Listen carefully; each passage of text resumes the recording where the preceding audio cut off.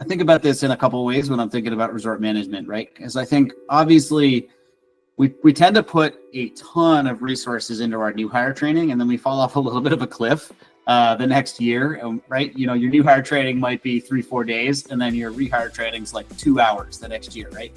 And my pitch to folks that are thinking about expanding that is, you have an opportunity to set the tone for the season. You also have an opportunity to increase the longevity of an instructor, right? The more curious they are, the more they have ownership of the material, the longer they're going to stick around.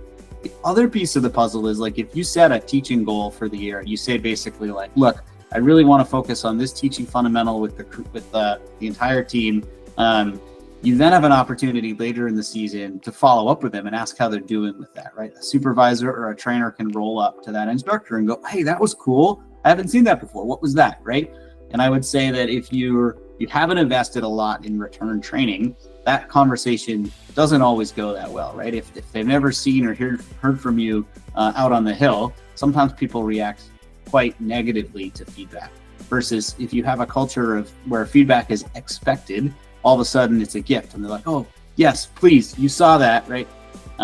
Help me, like, what do you think? Did that go the way that I thought it went, right? And as someone who instituted programs like this, where every instructor gets audited throughout the course of the year, I can tell you that the change curve over time, people get really comfortable with it. And by the end of it, they're begging you for feedback, and that's pretty cool.